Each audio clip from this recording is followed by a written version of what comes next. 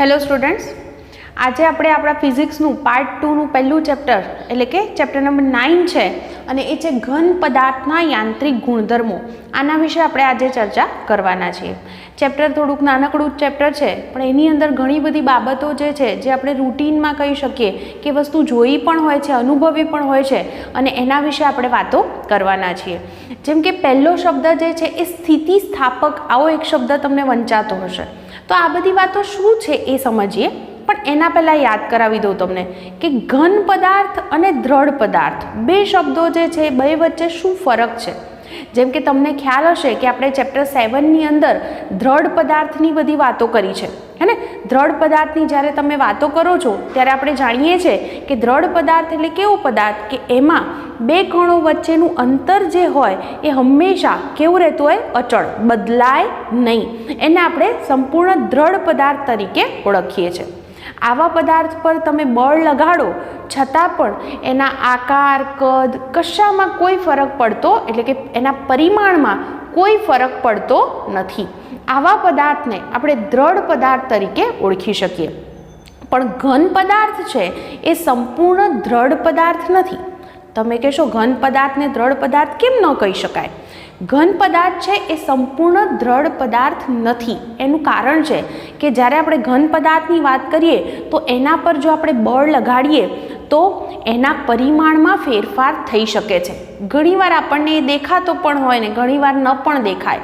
દાખલા તરીકે તમારી પાસે એક સ્ટીલનો સળિયો છે, તમે એને ખેંચો છો, બરાબર, એટલે કે એના પર બળ લગાડો છો તો એનું જે પરિમાણ છે, મતલબ કે એની જે લંબાઈ છે, ધારો કે એમાં કંઈક સામાન્ય ફેરફાર થયો, પણ એ ફેરફાર એટલો નાનો હોય કે આપણે એને જે છે એ સીધો જોઈ શકતા નથી. તો આવી સ્થિતિમાં એ ઘન પદાર્થને આપણે સંપૂર્ણ દ્રઢ પદાર્થ તરીકે ગણી શકીએ નહીં. ઓકે, તો પહેલો શબ્દ જે હતો એ આ હતો કે તમને ડિફરન્સ ખબર હોવી જોઈએ કે દ્રઢ પદાર્થ અને ઘન પદાર્થ વચ્ચે શું ફરક છે. દ્રઢ પદાર્થમાં હંમેશા એના બે જે કણ કહી શકાય એમની વચ્ચેનું સ્થાન કેવું હોય? અફર, આવો આપણે શબ્દ બોલીએ છીએ, હે ને. જ્યારે ઘન પદાર્થ જે છે એની અંદર શક્ય છે કે તમે એના પર જો બળ લગાડો તો એનું આપણે આવો શબ્દ એને બોલીએ છીએ કે વિરૂપણ થાય છે. એનું શું થાય છે? શબ્દ લખશું વિરૂપણ. વિરૂપણ થવું મતલબ કે એનો આકાર બદલાઈ શકે છે, એનું કદ બદલાઈ શકે, લંબાઈ બદલાઈ શકે, એટલે કે એના પરિમાણમાં ફેરફાર થઈ શકે. તો એ ફેરફાર થવો એને વિરૂપણ થયું કહેવાય. અને એના માટે આપણે જે બળ લગાડ્યું એને વિરૂપક બળ કહેવાય. જે બળને લીધે આવું ફેરફાર થાય છે એને એ બળને શું કહેવાય છે? વિરૂપક બળ. વિરૂપણ થવા પાછળ લાગતું બળ એટલે વિરૂપક બળ કહી શકું. ઓકે, તો આ બધા શબ્દો તમારા માટે થોડાક નવા છે જે આપણે વારાફરતી સમજવાના છે. બીજો એક શબ્દ મારે સમજાવવો છે કે કોઈ પદાર્થ છે તો સ્થિતિસ્થાપક, એના સ્થિતિસ્થાપક ગુણધર્મ એટલે શું, અથવા કોઈ પદાર્થ સ્થિતિસ્થાપક છે એટલે શું, એનો અર્થ સમજાવું. દાખલા તરીકે તમે એક વિચાર કરો કે તમારા હાથમાં કોઈ સ્પ્રિંગ છે, બરાબર. એ સ્પ્રિંગ છે એના બે છેડા ધારો કે તમે પકડ્યા અને તમે આમ ખેંચો છો તો શું થાય છે? એનો આકાર બદલાય છે. તો તમે ખેંચવા માટે એના પર બળ લગાડ્યું, એ બળને તમે વિરૂપક બળ કહી શકો. ઓકે, પણ ધારો કે હું એને છોડી દઉં તો સ્પ્રિંગ ફરી પાછો પોતાનો મૂળ જે આકાર હતો એ ધારણ કરી લે છે. તો ફરી મૂળ આકાર ધારણ કરવા પાછળ કોઈક બળ લાગતું હશે. એ બળને આપણે પુનઃસ્થાપક બળ તરીકે ઓળખીએ છીએ. અને એ હંમેશા કેવું હશે? જુઓ, તમે લંબાઈ વધારવા માટે આમ ખેંચ્યું, બરાબર, એટલે વિરૂપક બળ આ દિશામાં લગાડ્યું, તો પુનઃસ્થાપક બળ એટલે ફરી એ મૂળ સ્થિતિમાં આવવા માટે બળ એનાથી વિરુદ્ધ દિશામાં લગાડશે. આમ પાછું આ બાજુ બળ લગાડશે. એટલે પુનઃસ્થાપક બળ હંમેશા કેવું હશે? તમે લગાડેલા બળ જેટલું પણ એના કરતાં વિરુદ્ધ દિશામાં. ફરી આપણી વાત પર આવી જઈએ કે સ્પ્રિંગ હતી એને તમે આમ ખેંચી એટલે એનો આકાર બદલાયો, તમે જોઈ શકો છો, એની લંબાઈમાં ફેરફાર થયો. પણ જો તમે એને છોડી દો છો, એ જે બળ લગાડ્યું હતું બાહ્ય બળ એને છોડી દેશો તો ફરી સ્પ્રિંગ પોતાનો મૂળ આકાર ધારણ કરી લે છે. બહુ વધારે પડતી નહીં ખેંચી લેવાની, પણ એ સ્પ્રિંગ છે અમુક મર્યાદામાં તમે ખેંચી હશે તો એ ફરી પોતાનું મૂળ આકાર ધારણ કરી લે છે. તો એનો આ જે ગુણધર્મ છે એને એનો સ્થિતિસ્થાપકતાનો ગુણધર્મ કહેવાય. એટલે કે એવું બોલી શકો તમે કે જો કોઈ પદાર્થ છે એ પદાર્થ ફરીથી તમે જે બાહ્ય બળ લગાડ્યું છે એ દૂર કરો તો ફરી પોતાની મૂળ સ્થિતિ જો પ્રાપ્ત કરી લેતો હોય તો એવા પદાર્થને સ્થિતિસ્થાપક છે એમ આપણે કહી શકીએ. અને એનો આ જે ગુણધર્મ છે એને આપણે એનો સ્થિતિસ્થાપકતાનો ગુણધર્મ છે એમ બોલી શકીએ. બીજા જે પદાર્થો છે એને આપણે અસ્થિતિસ્થાપક પદાર્થ અથવા તો પ્લાસ્ટિક તરીકે પણ ઓળખીએ છીએ. અને એનો જે ગુણધર્મ છે એને પ્લાસ્ટિસિટી કહીએ છીએ. તો અસ્થિતિસ્થાપક અથવા પ્લાસ્ટિક એટલે શું? તો જુઓ, દાખલા તરીકે તમે એક વિચાર કરો. દાખલા તરીકે કાદવ છે. કાદવની અંદર તમે કૂદકો મારો છો તો શું થાય છે? એનો જે આકાર હોય, ધારો કે આમ આકારમાં હતો કાદવ, તમે કૂદકો માર્યો તો એનો આકાર શું થયો? બદલાઈ ગયો, હે ને? એ ફરી પછી તમે એમાંથી બહાર નીકળો તો ફરી એ મૂળ આકાર એનો એ ધારણ કરી શકતો નથી, હે ને? અમુક અંશે શું થઈ ગયું? એનું વિરૂપણ થઈ ગયું, એ ફેરફાર થઈ ગયો એની અંદર. તો આવો જે ગુણધર્મ છે કે જે ફરી પાછો એ પોતે મૂળ પોતાની સ્થિતિ પ્રાપ્ત કરી શકતા નથી, તો એવા જે પદાર્થ છે એને આપણે પ્લાસ્ટિક તરીકે ઓળખીએ છીએ, બરાબર? અને એની આના ગુણધર્મને પ્લાસ્ટિસિટી તરીકે આપણે ઓળખીએ છીએ. તો એક વસ્તુ છે કે કુદરતમાં ક્યારેય સંપૂર્ણ સ્થિતિસ્થાપક પદાર્થ ન હોઈ શકે અને સંપૂર્ણ અસ્થિતિસ્થાપક પદાર્થ પણ ન હોઈ શકે. ઓકે, તો આ વસ્તુ પહેલાં આ બંને વચ્ચેનો જે ડિફરન્સ છે એ તમને ખબર હોવી જોઈએ. સ્થિતિસ્થાપક અને અસ્થિતિસ્થાપક પદાર્થ અથવા સ્થિતિસ્થાપક અને બીજું આપણે પ્લાસ્ટિક તરીકે પણ એને ઓળખીએ છીએ. આ બધી બાબતો હંમેશા આપણે ધ્યાનમાં લઈએ છીએ. દાખલા તરીકે બિલ્ડિંગ્સ બનતી હોય તો એની અંદર જે છે એ તમે જાણો છો સ્ટીલ, લોખંડ, આ બધાનો જ્યારે ઉપયોગ થતો હોય છે ત્યારે એના સ્થિતિસ્થાપકતાના ગુણધર્મોને હંમેશા ધ્યાનમાં લેવા પડે છે. મોટા મોટા બ્રિજ બનતા હોય, હે ને? તો ત્યાં પણ આ બધી બાબતો જે છે એ ધ્યાનમાં લેવી બહુ જરૂરી છે. સિમ્પલ વાત કરીએ આપણે કે ટ્રેનના જે ટ્રેક્સ હોય છે, રેલવેના પાટા, તો એ પણ તમે જુઓ છો આઈ આકારના હોય છે. તો એવા જ કેમ રાખવામાં આવે છે? તો એ બધાની પાછળ આવા જે સ્થિતિસ્થાપકતાના જે ગુણધર્મો છે એ બહુ જ મહત્ત્વનો ભાગ ભજવે છે એમ કહી શકાય. તો આપણું આ જે ચેપ્ટર છે એ આ બધા પર જ છે કે આપણી પાસે આવા જો ઘન પદાર્થો હોય તો એના આ બધા ગુણધર્મો વિશે આપણે વસ્તુઓ બધી સમજવાની છે, જેમાં તમારા માટે ઘણા બધા નવા નવા શબ્દો આવતા જશે અને આપણે વન બાય વન એ દરેક વિશે સમજૂતી મેળવતા જઈશું. ઓકે, પહેલા જે છે એ આપણે સમજીએ કે ઘન પદાર્થ છે તો એની સ્થિતિસ્થાપક વર્તણૂક વિશે આપણી પાસે એક મોડેલ છે અને મોડેલથી આપણે સમજીશું. તો પહેલો ટોપિક હું લઈશ કે ઘન પદાર્થની સ્થિતિસ્થાપક વર્તણૂક. જો આપણે વાત કરીએ તો ઘન પદાર્થ તો શેનો બનેલો હોય? અણુ, પરમાણુ, આ રીતે આપણે કહી શકીએ. અને આપણે બધા જ જાણીએ છીએ કે દાખલા તરીકે અણુ હોય અથવા પરમાણુ હોય તો એ જે છે એકબીજા સાથે કંઈક બંધથી જોડાયેલા હોય છે. તમને ખ્યાલ હશે એમની વચ્ચેના બંધ તમે કેમિસ્ટ્રીમાં ભણો છો, સહસંયોજક બંધ હોઈ શકે, હે ને? આણ્વિક બંધ, ધાત્વીય બંધ, આવા બધા બંધના પ્રકાર તમે ભણો છો. તો એ બધામાંથી કોઈ પણ પ્રકારના બંધ હોઈ શકે. હવે જો હું એવું કરું કે આ બંને જે છે એને હું પકડીને આમ ખેંચું તો શું થાય? એનો જે છે એની અંદર શું થવાનું છે? વિરૂપણ થવાનું છે એમ કહી શકો. એની અંદર કંઈક ફેરફાર થશે, આવું આપણે વિચારી શકીએ. તો આ સમજવા માટે એમ કહી શકીએ કે આ જે અણુ હતા અથવા પરમાણુ હતા એમની વચ્ચેનું અંતર બદલાય છે. અંતર બદલાય એ અંતર જે હોય ને એને આંતર પરમાણવીય અંતર અથવા આંતર આણવીય અંતર તરીકે ઓળખવામાં આવે છે. દાખલા તરીકે પરમાણુ છે તો એમની વચ્ચેનું જે અંતર હોય એને શું બોલશો? આંતર પરમાણવીય અંતર. અને અણુ હોય તો બોલી શકો છો એને આંતર આણવીય અંતર. એટલે કે જો આપણે એના પર બળ લગાડીએ છીએ તો એમની વચ્ચેનું આ આંતર પરમાણવીય અથવા આંતર આણવીય અંતર બદલાય છે. ઓકે, તો આપણે શું કર્યું? એનામાં કંઈક ફેરફાર કર્યો. હવે જો આપણે એને છોડી દઈએ તો એની ફરીથી મૂળ સ્થિતિમાં આવવા માટે એના પર કયું બળ લાગતું હોય? પુનઃસ્થાપક બળ, જેથી કરી અને ફરી પાછી એ પોતાની મૂળ સ્થિતિ જે છે એ પ્રાપ્ત કરી શકે છે. ઓકે, તો ઘન પદાર્થ જે હોય એની અંદર આવી રીતે અણુ વચ્ચે જો બળ લાગતું હોય તો એને આંતર આણવીય બળ કહેવાય અને પરમાણુ વચ્ચે લાગતા બળને આંતર પરમાણવીય બળ તરીકે ઓળખવામાં આવે છે. તો આપણે જે છે ઘન પદાર્થને એ રીતે સમજવા માટે એક હું અહીંયા આગળ આકૃતિ દોરું છું કે એનો થોડોક જે ભાગ છે એને આપણે આ રીતે દર્શાવીએ.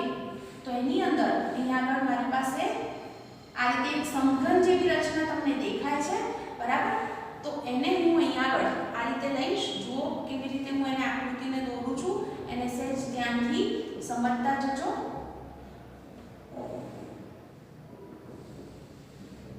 બરાબર? આ રીતે બનાવ્યું છે, એ જ રીતે અહીંયા આગળ પણ બનાવી દઈએ. અને દરેક જે શિરોબિંદુઓ છે, દરેક શિરોબિંદુઓ પર આપણે જે અણુઓ છે એ અણુઓને ગોઠવતા જઈએ. તો હું એને સહેજ અલગ રીતે બતાવી દઉં. આ રીતે જે છે શિરોબિંદુ ઉપર આપણે એને દર્શાવી શકીએ, બરાબર? તો અહીંયા આગળ જે છે આપણને કહે છે કે આ આખું જે મોડેલ જે તૈયાર થાય છે ને એને આપણે બોલ અને સ્પ્રિંગના મોડેલ તરીકે દર્શાવી શકીએ. એટલે કે અહીંયા આગળ દાખલા તરીકે અણુ હોય તો એમની વચ્ચે અહીંયા આગળ આ જે વચ્ચે દોર્યું છે એને આપણે આમ સ્પ્રિંગ સ્વરૂપે દર્શાવી શકીએ. જુઓ આવું જો હું બધે દર્શાવવા જઈશ તો આકૃતિની અંદર તમને બહુ વિચિત્ર દેખાશે. એના કરતાં હું થોડીક જ જગ્યાએ હાલ ખાલી સમજાવવા માટે દોરું છું. એટલે કે અહીંયા આગળ આને તમે બોલ છે એવું વિચારી શકો, બરાબર? જે આપણે અણુ અથવા પરમાણુ ગોઠવાયેલા હોય એમને, અને એમની જોડે આ જે જોડાયેલું છે એમની વચ્ચે જે બંધ હોય તમે વિચારી શકો. તો એ જે છે એને આપણે સ્પ્રિંગ વડે અહીંયા આગળ દર્શાવ્યું છે. આને બોલ અને સ્પ્રિંગના મોડેલ તરીકે પણ આપણે સમજી શકીએ. તો જુઓ દાખલા તરીકે હું આ ભાગ છે અને અહીંયા આગળથી હું આને થોડો ખેંચું છું. ખેંચું તો શું થવાનું છે? મેં શું કર્યું? અહીંયા આગળ કંઈક બળ લગાડ્યું છે. તો એને કારણે આ અણુ અથવા પરમાણુ વચ્ચેનું અંતર શું થશે? બદલાશે. પણ જો આપણે એને છોડી દઈશું તો, એટલે કે બાહ્ય બળ લગાડવાનું જો બંધ કરી દઈએ તો એ ફરી પાછી પોતાની મૂળ સ્થિતિ પ્રાપ્ત કરી લેશે. એટલે કે અહીંયા આગળ સ્પ્રિંગ વડે જ એટલા માટે જ એને દર્શાવ્યું છે કે જેમ સ્પ્રિંગ પોતાનો મૂળ આકાર પાછો પ્રાપ્ત કરી લે છે એમ અહીંયા આગળ પણ એમની વચ્ચે જે બળ લાગતું હશે, અને આંતર આણ્વીય બળ, આંતર પરમાણ્વીય બળ તરીકે આપણે એ બળને ઓળખીએ છીએ. તો અહીંયા આગળ જે છે એ ફરી પાછો આ આકાર ફરીથી મૂળે પ્રાપ્ત કરી લેશે. તો આ રીતે તમે કહી શકો કે ઘન પદાર્થ છે એ કેવો છે? એનો સ્થિતિસ્થાપક એ વર્તણૂક દર્શાવે છે. એ સ્થિતિસ્થાપક છે એનો અર્થ શું? કે ફરી પાછી પોતાની મૂળ સ્થિતિ જે છે એ પ્રાપ્ત કરી લે છે. તો આ જે બાબત હતી, આવી જે બાબત જે સ્પ્રિંગની આપણે વાત કરી કે સ્પ્રિંગને તમે ખેંચો, છોડી દો તો ફરી એ પોતાની મૂળ સ્થિતિ પ્રાપ્ત કરે છે. આવી જે બાબત હતી સૌથી પહેલા રોબર્ટ હુક નામના વૈજ્ઞાનિકે કીધી હતી. એટલા માટે એણે જે નિયમ આપ્યો છે એને હુકના નિયમ તરીકે ઓળખવામાં આવે છે, જેના વિશે ડિટેલમાં હજી આપણે આગળ જતા વાત કરવાના છીએ. ઓકે, હવે ચેપ્ટરની અંદર જે થોડી નવી કેટલીક બાબતો છે તો એને પણ આપણે વન બાય વન સમજતા જઈએ. તો જુઓ, હવે સૌથી પહેલા નવા શબ્દો કયા છે એ જુઓ. સૌથી પહેલા જે બે શબ્દ આપણે સમજવા જઈ રહ્યા છે એ છે પ્રતિબળ અને વિકૃતિ. બરાબર? તો આપણે સમજીએ વન બાય વન, દરેક શબ્દ વિશે વાત કરીશું. પહેલો શબ્દ આવે છે આપણી પાસે પ્રતિબળ અને વિકૃતિ. તો જુઓ, આને ઇંગ્લિશમાં કેવું હોય તો પ્રતિબળ એટલે સ્ટ્રેસ, બરાબર? અને વિકૃતિ એટલે સ્ટ્રેન. એટલે તમે દાખલા તરીકે સ્ટ્રેસ આપ્યો તો એને લીધે સ્ટ્રેન ઉત્પન્ન થાય છે. એટલે પ્રતિબળ આ છે એની અસર રૂપે આપણને આ જોવા મળે છે એવું કહી શકો. એટલે પ્રતિબળ લગાડ્યું અને એને કારણે શું થાય? પદાર્થમાં વિકૃતિ ઉત્પન્ન થતી હોય છે. એટલે સામાન્ય રીતે દાખલા તરીકે કોઈ પદાર્થ જે છે એને એ ગતિ કરતો હોય તો આપણે એમાં કોઈ એની અંદર કોઈ અડચણ ઊભી નથી કરી રહ્યા, છતાં પણ એના પર કંઈક આપણે બળ લગાડીએ છીએ. તો એવું જે બળ લગાડ્યું એને આપણે પ્રતિબળ તરીકે ઓળખી શકીએ. એટલે કે બળ એવી રીતે લગાડવામાં આવ્યું છે, ફરીથી બોલું, પદાર્થ પર બળ એવી રીતે લગાડવામાં આવે છે ઓછા વત્તા પ્રમાણમાં કે જેથી કરી અને એની જે ગતિ છે એ ગતિની પર કોઈ અસર થતી નથી, પણ એમાં શું થાય છે? કંઈક વિરૂપણ થાય છે. તો એવા બળને આપણે પ્રતિબળ તરીકે ઓળખી શકીએ. તો આપણે પહેલાં પણ વાત કરી કે પદાર્થ પર જ્યારે તમે બળ લગાડો છો તો એને કારણે ફરી પાછું મૂળ સ્થિતિમાં આવવા માટે શું લાગે છે? એના પર પુનઃસ્થાપક બળ. તો પદાર્થ જે છે એના એકમ આડછેદ દીઠ અથવા આડછેદના એકમ ક્ષેત્રફળ દીઠ, આવું બોલીશું, લાગતા પુનઃસ્થાપક બળને, એકમ ક્ષેત્રફળ દીઠ લાગતા પુનઃસ્થાપક બળને આપણે પ્રતિબળ તરીકે ઓળખીએ છીએ. એટલે પ્રતિબળ જે છે એનું સૂત્ર મારે લખવું હોય, એનું જે માન છે એટલે કે મૂલ્ય છે એ કઈ રીતે લખી શકો? તો F/A. તો બળ ભાગ્યા ક્ષેત્રફળ, એનો સીધો મતલબ છે કે એનો જે એકમ છે એ શું થવાનો છે આના પરથી ન્યૂટન પર મીટર સ્ક્વેર. તો આ રીતે આપણે પ્રતિબળ જે છે એને વ્યાખ્યાયિત કરી શકીએ. હવે એક સિમ્પલ વસ્તુ કહું કે કોઈ પદાર્થ છે અને એ પદાર્થ પર તમે આવી રીતે વિરૂપક બળ લગાડો છો તો એનો મતલબ એમ થાય કે પદાર્થના આકારમાં ફેરફાર થઈ શકે, બરાબર. બીજું એનું જે છે એ લંબાઈ બદલાઈ શકે. ત્રીજું કહી શકાય કે એનું કદ બદલાઈ શકે. તો આ ત્રણેયને અનુરૂપ આપણે વાત કરીશું પ્રતિબળ વિશે અને વિકૃતિ વિશે. એટલે ફરીથી આપણે કહી શકીએ કે કોઈ પદાર્થ છે અને એ પદાર્થ પર તમે ઓછા વત્તા પ્રમાણમાં શું લગાડી રહ્યા છો? વિરૂપક બળ. ઓકે, કેવી રીતે બળ લગાડો છો કે એની જે ગતિની જે સ્થિતિ છે એમાં કોઈ ફેર પડતો નથી, એવી રીતે તમે બળ લગાડો છો. એટલે ધારો કે સ્થિર હોય ત્યારે લગાડ્યું અથવા ગતિમાં હતો ત્યારે લગાડ્યું, પણ એની સ્થિતિમાં કોઈ ફેર પડ્યો નથી. તો એવું જે તમે બળ લગાડો છો તો એવા બળને આપણે પ્રતિબળ તરીકે ઓળખીએ છીએ. એટલે થયું શું ત્યાં આગળ કે પદાર્થ પર બળ લગાડ્યું તો એ ફરી મૂળ સ્થિતિમાં આવવા માટે પુનઃસ્થાપક બળ લગાડે છે. તો એના એકમ આડછેદ દીઠ જેટલું એણે પુનઃસ્થાપક બળ લગાડ્યું એને એના પ્રતિબળ તરીકે આપણે ઓળખી શકીએ. વિરૂપક બળ લગાડવાને કારણે શું ફેરફાર થઈ શકે? આકારમાં ફેરફાર થઈ શકે, લંબાઈમાં ફેરફાર થઈ શકે અને કદમાં ફેરફાર થઈ શકે. દાખલા તરીકે હું એક ઉદાહરણ આપું કે મારી પાસે અહીંયા આગળ એક નળાકાર છે, બરાબર. આવો એક નળાકાર હું લઈ લઉં કે જેની જે ટોટલ લંબાઈ છે L જેટલી છે. ઓકે, તો હું અહીંયા આગળથી આવું કરી શકું કે આ જે નળાકાર છે એને જો હું ખેંચું તો એની લંબાઈમાં શું થાય? વધારો થાય. તો દાખલા તરીકે નવી જે લંબાઈ છે મૂળ હતી એના કરતાં વધી ગઈ તો L + Δl થઈ, હે ને. તો લંબાઈમાં તમે શું કર્યો? વધારો. તો લંબાઈમાં વધારો કરવા માટે તમે એના પર બળ લગાડ્યું હશે. તો એ જે બળ છે એને આપણે તણાવ પ્રતિબળ તરીકે ઓળખી શકીએ. અને એવી જ રીતે જો આપણે એનાથી ઉલટું કે એને જો આમ દબાવ્યો હોય તો એના પરિણામે જે પ્રતિબળ મળ્યું લંબાઈમાં શું થશે? Δl જેટલો ઘટાડો થશે. તો આ જે થયું એને આપણે શું કહી શકીએ? દબાવ્યું છે એટલે એને દાબીય પ્રતિબળ તરીકે ઓળખી શકીએ, બરાબર. એટલે લંબાઈ વધી પણ શકે છે, ઘટી પણ શકે છે. વધારો કરવા માટેને અનુરૂપ જે થયું એ તણાવ પ્રતિબળ, અને એ જ રીતે ઘટાડો થાય તો શું કહેશો? એને દાબીય પ્રતિબળ તરીકે ઓળખી શકો છો. ઓકે, અને આ બંને જે છે એ બંનેનું જે કોમન જે છે તણાવ પ્રતિબળ અને દાબીય પ્રતિબળ, એને આપણે જે છે એ પ્રતાન અથવા તો સંગત પ્રતિબળ, એને સિગ્માથી દર્શાવાય છે, તરીકે પણ ઓળખી શકાય. આ બંનેનું એક સામાન્ય નામ આપ્યું છે. એનો અર્થ એવો થયો કે લંબાઈની મેં વાત કરી અહીંયા આગળ કે લંબાઈમાં જ્યારે આપણે ફેરફાર કરીએ છીએ લંબાઈ વધી પણ શકે છે, ઘટી પણ શકે છે. તો એના માટે તમે અનુરૂપ બળ લગાડ્યું હોય, હે, તો એને કારણે મતલબ એ જે પ્રતિબળ થયું એને શું કીધું છે? જો લંબાઈમાં વધારો કરવા માટે બળ લગાડ્યું હતું તો આપણે એને તણાવ પ્રતિબળ તરીકે, અને ઘટાડો થાય તો એને દાબીય પ્રતિબળ તરીકે ઓળખીએ છીએ. અને બંનેનું કોમન આપણે નામ આપ્યું છે પ્રતાન અથવા તો સંગત પ્રતિબળ. અને એને અનુરૂપ જે વિકૃતિ ઉત્પન્ન થઈ, જુઓ લંબાઈમાં શું થયું? વધારો થઈ શકે અથવા ઘટાડો થઈ શકે. એટલે કે એમાં શું થયું? આંશિક ફેરફાર. એટલે તમે જે પ્રતિબળ લગાડ્યું તો એને કારણે પદાર્થનું શું થયું છે? વિરૂપણ. તો એમાં એના પરિમાણમાં જે આંશિક ફેરફાર થાય છે એને આપણે વિકૃતિ તરીકે ઓળખીએ છીએ. તો હું સંગત અથવા તો પ્રતાન વિકૃતિનું જો મારે અહીંયા સૂત્ર લખવું હોય તો શું થઈ શકે? ફેરફાર શેમાં કર્યો છે? લંબાઈમાં. તો લંબાઈમાં થતા ફેરફારને મૂળ લંબાઈ વડે ભાગી દો તો પરિણામી જે મળે એ આંશિક એનો ફેરફાર મળ્યો, અને એ આંશિક ફેરફારને આપણે સંગત વિકૃતિ તરીકે ઓળખી શકીએ. એટલે કે લંબાઈમાં ફેરફાર થતો હોય ત્યારે આપણે આનો ઉપયોગ કરી શકીએ. અને આ સૂત્ર પરથી તમે સમજી શકો છો લંબાઈ ભાગ્યા લંબાઈ છે એટલે એનો કોઈ એકમ પણ નહીં બને અને પરિમાણ પણ હોતા નથી. એટલે કે વિકૃતિ કેવી રાશિ છે?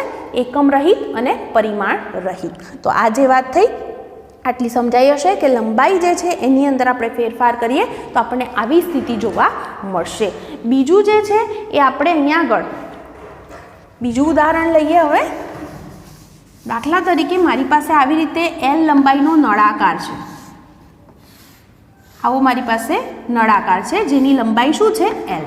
હવે હું એવું કરું છું કે આને સ્પર્શીય બળ લગાડું છું, એનો મતલબ એમ થાય સ્પર્શીય એટલે કેવી રીતે, આ રીતે એક આ બાજુ પણ લગાડીશ અને આમ પણ લગાડીશ. પરસ્પર કેવી દિશામાં મેં બળ લગાડ્યા, વિરુદ્ધ દિશામાં સ્પર્શીય બળ લગાડ્યા.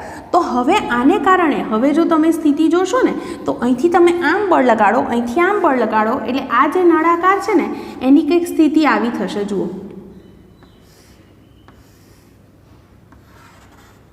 એટલે કે આપણે વિચારી શકીએ કે એની જે મૂળ જે સ્થિતિ હતી આવું હતું, બરાબર. એની જે લંબાઈની આપણે વાત કરીએ તો એનું જે આ જે લાઈન છે એને વિચાર કરો તો આ L હતો. તો તમે એને આમ ખેંચ્યું તો એનો મતલબ એમ થયો કે આટલું એણે ડેલ્ટા એક્સ જેટલું સ્થાનાંતર થયું, બરાબર. અને આ જે ખૂણો છે, આકૃતિમાં તમે સમજી લેજો આને થોડુંક વ્યવસ્થિત રીતે. આ રીતે આ જે ખૂણો છે એ ખૂણો જે છે એ કેટલો બને છે, થીટા. તો તમે જોઈ શકો છો કે નળાકાર પર તમે સ્પર્શીય બળ લગાડો છો, હે ને, કેવી રીતે, પરસ્પર વિરુદ્ધ દિશામાં. તો એને કારણે એના આકારમાં ફેરફાર થાય છે. તો અહીંયા આગળ આ જે તમે પ્રતિબળ લગાડ્યું એને સ્પર્શીય પ્રતિબળ અથવા તો આકાર પ્રતિબળ તરીકે ઓળખી શકો છો. અને એને અનુરૂપ જે વિકૃતિ ઉત્પન્ન થઈ છે, એનો આકાર બદલાયો છે, એને આપણે આકાર વિકૃતિ તરીકે ઓળખી શકીએ. એનું મારે સૂત્ર લખવું હોય તો આવું લખી શકું કે આકાર વિકૃતિ બરાબર કેટલો ફેરફાર છે આમાં, ડેલ્ટા એક્સ જેટલો, અને મૂળ લંબાઈ શું હતી, L જેટલી. એટલે આકાર વિકૃતિ એટલે લખી શકાય ડેલ્ટા એક્સ અપોન L. અહીં આગળ તમે આ ખૂણો જે છે એ થીટા છે તો એના પરથી પણ લખી શકો કે ટેન થીટા એટલે સામેની બાજુ ભાગ્યા પાસેની બાજુ એટલે ડેલ્ટા એક્સ અપોન L થશે. એટલે કે આના બરાબર ટેન થીટા છે એમ પણ લખી શકાય. જો આ ફેરફાર બહુ નાનો હોય તો ten theta is approximately theta થવાનો છે.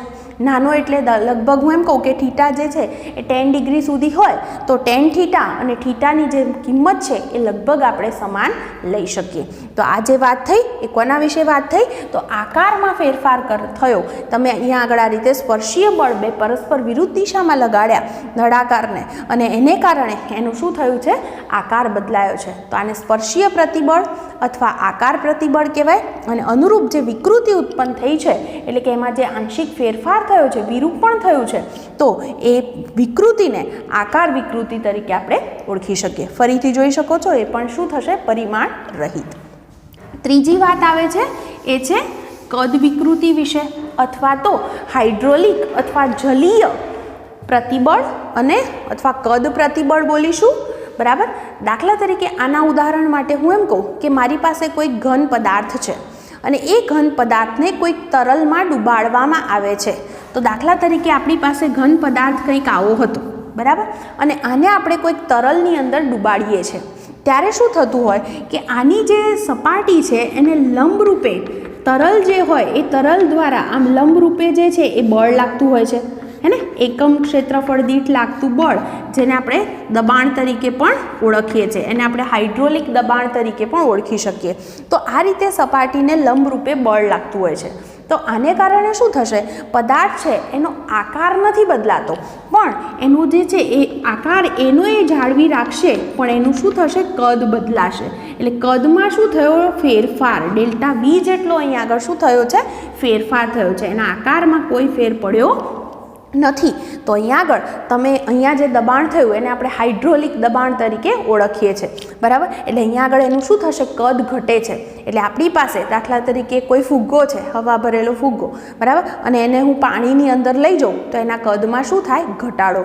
પણ જો આપણે એને પાણીની બહાર લાવીશું તો પેલું જે પુનઃસ્થાપક બળ લાગશે તો એને લીધે ફરી પાછું એ પોતાનો મૂળ જે આકાર છે, મૂળ જે કદ છે એ પ્રાપ્ત કરી લેશે.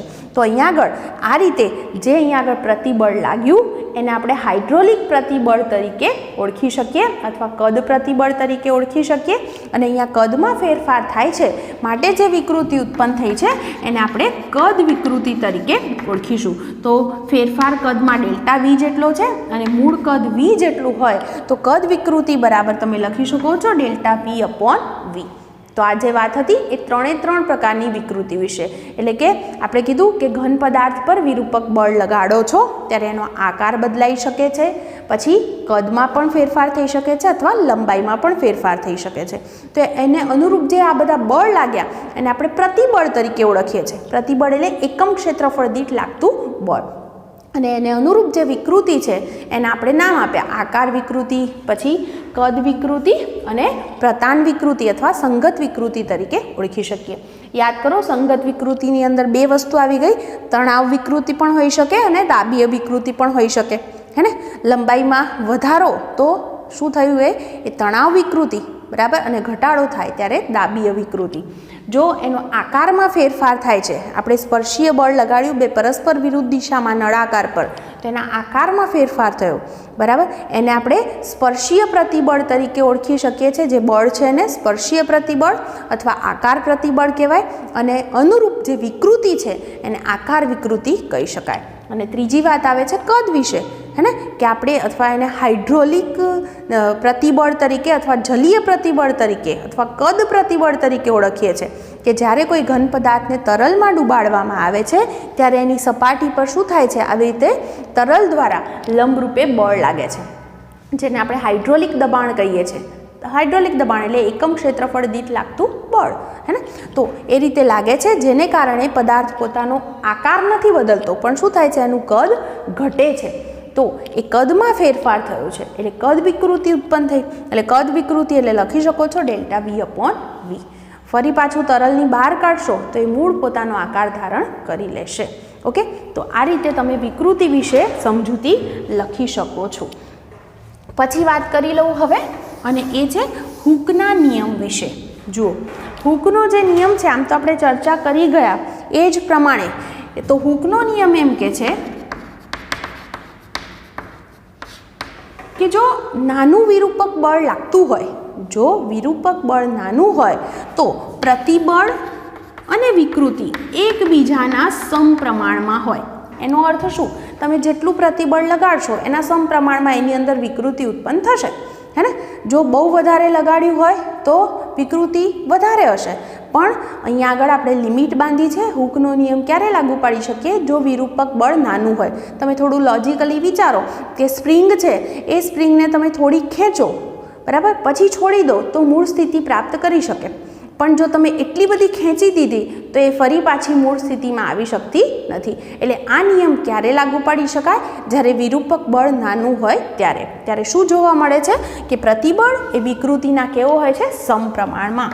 એટલે કે જો ચલનની નિશાની દૂર કરીએ તો એની જગ્યાએ અચળાંક k લખી શકો છો, બરાબર, અને જે k છે એનો સ્થિતિસ્થાપકતા અંક તરીકે પણ એને ઓળખવામાં આવે છે. એનો જો આપણે એકમ બનાવીએ તો શું બનશે, વિકૃતિ તો પરિમાણ રહિત છે, એનો અર્થ કે પ્રતિબળ જે હોય એનો જે એકમ છે એ જ કેનો એકમ થવાનો. તો પ્રતિબળ એટલે શું, તો એકમ ક્ષેત્રફળ દીઠ લાગતું પુનઃસ્થાપક બળ, એટલે કે એનો એકમ ન્યૂટન પર મીટર સ્ક્વેર છે, તો કેનો પણ એકમ શું બનશે, ન્યૂટન પર મીટર સ્ક્વેર. ઓકે, તો આજે બસ આટલે સુધી જ આપણે વાત કરીશું. નેક્સ્ટ લેક્ચરમાં બીજી પણ આપણે વાતો કરવાના છીએ, આલેખ વિશે થોડુંક સમજવાના છીએ. તો અહીંયા આગળ સુધી જેટલું પણ ભણ્યા છે સરસ રીતે ટેક્સ્ટબુકમાંથી વાંચી લેજો અને દરેક શબ્દ શું કહેવા માંગે છે એને સમજવાની બરાબર કોશિશ કરજો.